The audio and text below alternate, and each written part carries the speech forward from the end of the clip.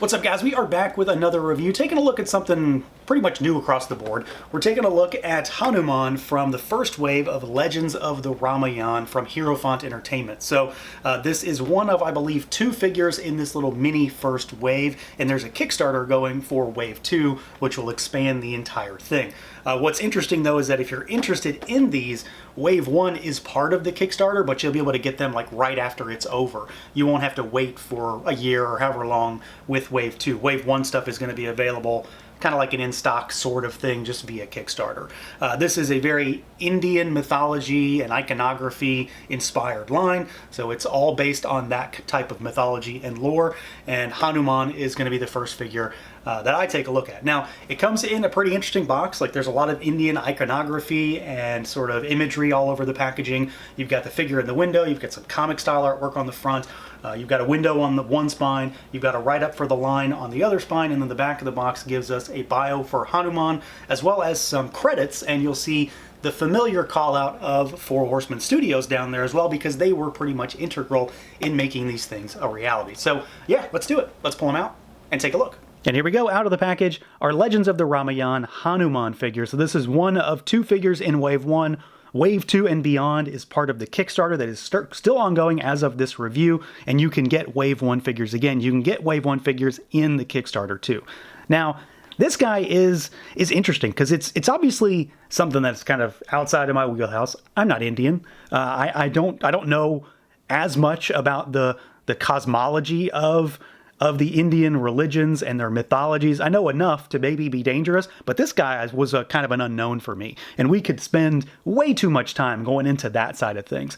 So it's new in that regard, but it also kind of feels familiar because of, you know, the way it looks and the horseman involvement. So, you know, let's see what he can do, see how he moves around, all that good stuff. So to start with, we've got a head that can look up a little bit. He can look down. You've got good tilt side to side. You've got rotation there. Arms go out at the shoulders. So the shoulders seem to be ratcheted, which is nice. So they go out about yay far. They're pretty tight, but not in a way that I'm worried about them. You've got swivel, of course. There is a bicep swivel. This is kind of tight. It moves better when you've got the arm outstretched a little bit. We've got single jointed elbows that go, we'll say, about yay far. They're not full 90, but they're pretty close, it seems. They do swivel also. That's also seemingly ratcheted, and it feels pretty tight, but again, I wasn't really worried about it breaking.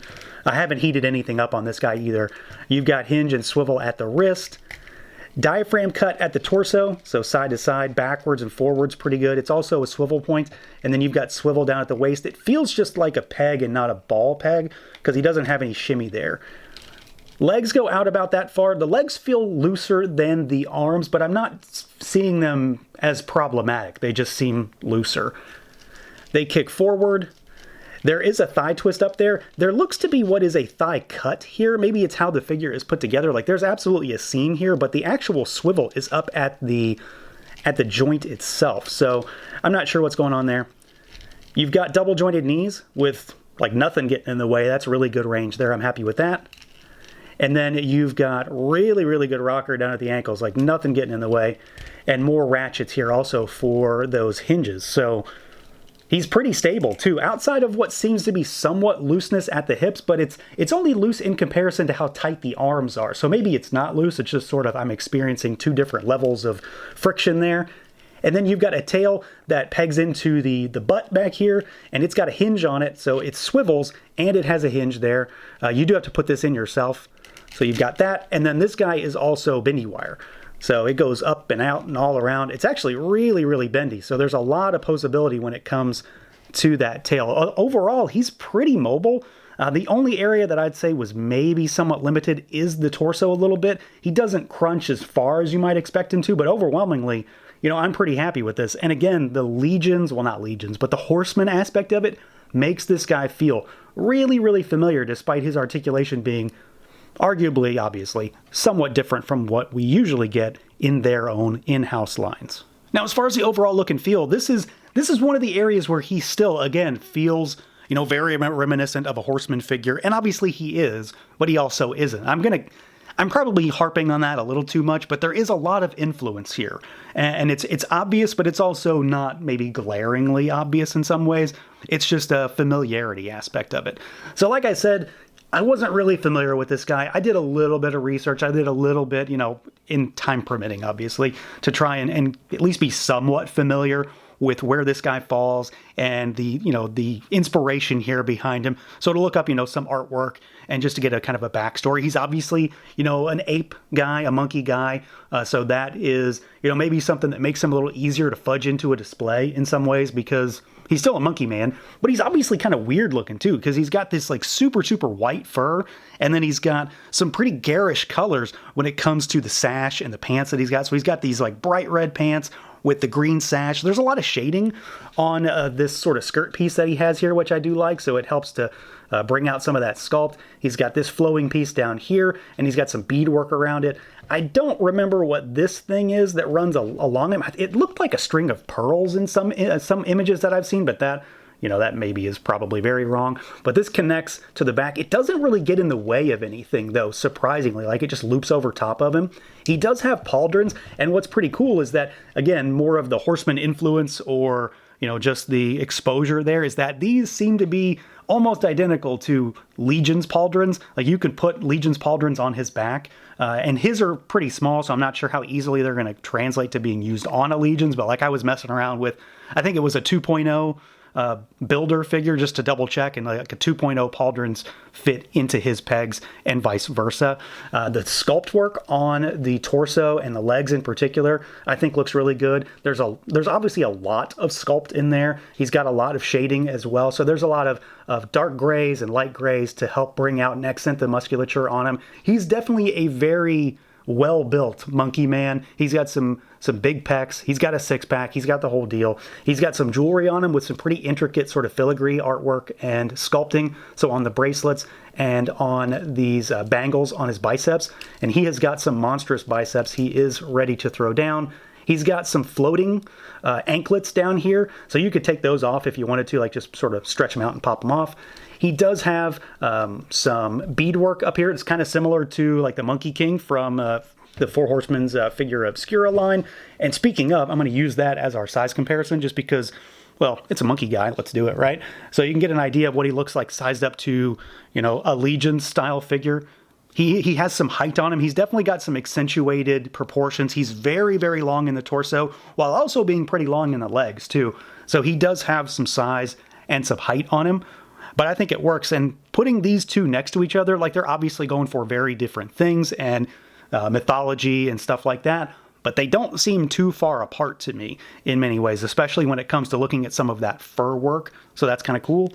And then he does have one of two face plates here, because that's pretty cool. They do have a faceplate system for this figure. They've also got swappable hair. He's got a hat he can put on. Well, it's a crown. One thing I'm going to point out, it is a bit of a bummer. I'm missing an earring on this guy. It's entirely possible that it flew off when I pulled him out of the box. I don't really recall if I saw it on him in the tray or not. So this one could be on me. It could have been missed. I just don't know. So what I intend to do is get a replacement earring of some kind and pop it in there for him, and then maybe swap the other one out as well, just to make him a little bit more complete. But this is one of two face plates. This is like the happy, smiling one. I think it's pretty good. Sculpt is nice. The eyes look good. Everything's very clean and crisp up there. And then that like ornamentation on his forehead is also pretty crisp as well. Line work is really clean.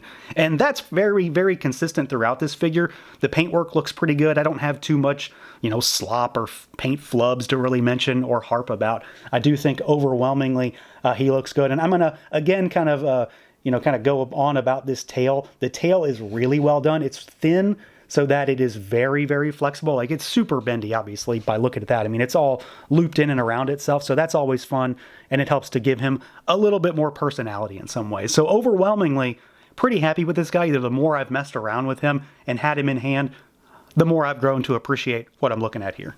Now, as far as accessories goes, Hanuman has honestly quite a bit. There's a lot in this package to be able to change him up.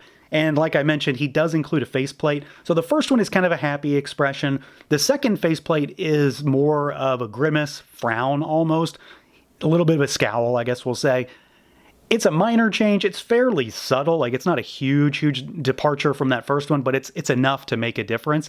What I really like about what they did with the heads in general is that he has swappable hair. And so the first hair is like, just relax, it's flowing down. But the other hair is billowing upwards as if he is descending, which I really like. I'm not exactly sure why I like this so much, but it does work really well. Like if you, again, want to put him in like a pose where he's like descending from up on high, obviously his hair would be up in the air. And this works really well. It actually, I just think it looks good too. And that's probably what it is. I think it looks good. Beyond that, he does have, and I'm just going to take that off for the time being, he does have a crown. So you can put this on his head. So this is a crown that he can wear. It fits better with the actual hair on it, so I'll throw a picture up for that. But you've got an option to actually have this on him as well, and I do like that. It's very much, indicative of like Indian iconography in many ways, so that definitely tracks and works. And then he does include a bunch of hands. So he's got these sort of relaxed-ish kind of hands on him in the box. You get 10 extra hands. You get a set of fists. You get 2 sets of gripping hands, so you get horizontal or vertical sets. So there's 4 extra hands there gripping. You get these clawed, style posy, grasping, grappling style hands. And then you get like flat palm or chopping style hands, whatever you prefer or want to call them. And then the last thing he comes with is this big Indian mace. I believe this is called a gada. It's pretty heavy. He can hold it well, and that's a testament to the ratchets in his arms, because this is solid as far as I can tell. It's actually quite heavy by comparison to everything else. But there's a lot of sculpt all over it. Again, very indicative of like, Hindu, Indian iconography, things like that. I don't know a lot of the terminology to throw here, but this does, of course, evoke that type of thing. So you've got this, and this is, I believe, his like signature thing, his signature weapon. Like if you look up what a gada is online, like it's going to refer back to him in many instances. So that's kind of cool, and definitely something that he should have. So he does have a lot of stuff. You've got a couple different ways to change him up. He's got a boatload of hands, and then he does, of course, include his signature weapon or item. So yeah, overall, I'm pretty happy with this guy. Hanuman does feel pretty familiar, despite, of course, not being familiar to me at all. It's all about the build, the paint application. A lot of this does feel very familiar in terms of a lot of the toys I collect, but he's obviously very different and something I'm not at all really familiar with. I like the way he looks. I like the sculpt. I like the paintwork. I like the way he moves. Comes with a lot of accessories. Again, I do have that sort of earring issue, but it turns out it does look like it ripped off before I got to reviewing him, so who knows where that ended up. It does appear in the package shot that I had. So maybe not a huge issue. Just be aware that it might pop off, I guess. But overwhelmingly, I'm pretty happy with this thing. Really curious to see what we get down the road. I'm really curious to check out the other figure in Wave 1 and then to see specifically all the stuff coming out of this Kickstarter. So that's going to do it for this look at the Legends of the Ramayan Hanuman. Let me know what you guys think. Feel free to like, comment, subscribe, and share, and until next time.